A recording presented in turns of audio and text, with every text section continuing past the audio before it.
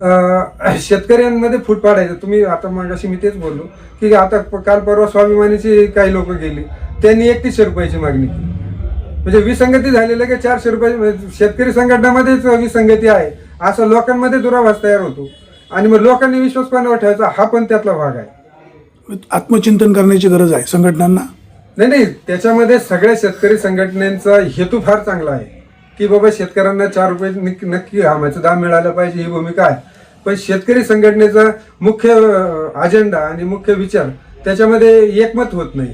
आणि मग त्याच्यामध्ये एकमत जर झालं तर निश्चितपणाने ही जी कारखानदारी सांभाळणारी व्यवस्था आहे तिला नक्की सुरुंग लागल्याशिवाय राहणार नाही. आता मागच्या निवडणूक तुम्ही जेव्हा लढवली, सुरुवातीला प्रचारामध्ये तुमच्यासोबत गणपत डोंबरे होते. बरोबर.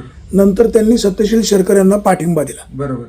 आता मध्यंतरी सोशल मीडियावर जेव्हा चर्चा चालू होती तर अंबादास हांडे यांनी एक मेसेज टाकला की गणपत डोंबरे यांनी 5 लाख रुपये घेऊन माघार घेतली. काय वस्तुस्थिती काय? खरं काय आहे माहिती आहे का, डॉक्टर गणपतराव डोंबरे हे सुद्धा शेतकरी संघटनेचे सहयोगी सदस्य आहेत, हे होते. नंतरच्या काळामध्ये डॉक्टर डोंबरेंनी स्वतंत्र संघटना स्थापन केली, त्यांचे काय सभासद असतील ते त्यांना माहिती. परंतु मग नंतर शेतकऱ्यांची त्यांची मैत्री पण झाली. म्हणजे मागच्या निवडणुकीमध्ये ते उमेदवार म्हणून आमच्या बरोबर होतेच.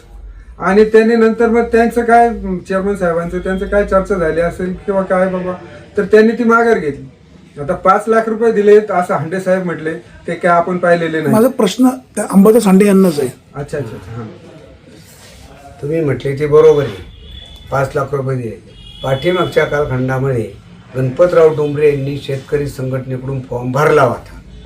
भरला असल्याच्या नंतर बाकीचे आपले उमेदवार स्टँड होते, यांनी माघार कशासाठी घेतली? शेतकरी संघटनेला न विचारता परस्पर माणूस माघार घेतो, इथंच सगळ्या गोष्टी येतात. त्याच्या पहिल्या पैशाची त्यांनी माघार घेतलेली नाही. माझा आरोपच आहे त्यांच्यावरती. 5 लाख रुपये घेऊनच त्यांनी माघार घेतलेली आहे. कारण तशी माघार गणपतराव डोंबरे घेऊच शकत नाही, विश्वास आहे माझा. नाही, त्यावेळेला ज्या वेळेला त्या उमेदवार ज्या वेळेला उभी केली त्यावेळेला गणपतराव डोंबरेंचं वक्तव्य असं होतं का तुम्ही सगळे माघार घेतली पण मी काही माघार घेणार नाही, अशा पद्धतीचं वक्तव्य करणारा माणूस जर माघार घेतो त्याचा अर्थ काहीतरी त्याच्यामध्ये काळबैल आहे ना. हांडे साहेब, तुम्ही सोशल मीडियावर कधीच व्यक्त होत नाही.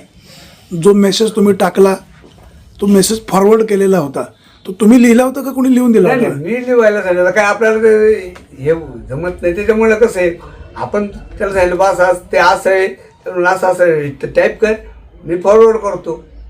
बाकीचं जे आहे ते आहे. संघटनेला बाधा येईल असं जर संघटनेच्या विरोधात कोणी कृत्य केलं तर त्याला ते माफ नाही. भुजबळ साहेबांना सांगितलं होतं का वाघ साहेबांना सांगितलं होतं काय मेसेज लिहायला? नाही, आता ते ज्याला सांगितलं होतं तोच आमच्यात राहिला आता.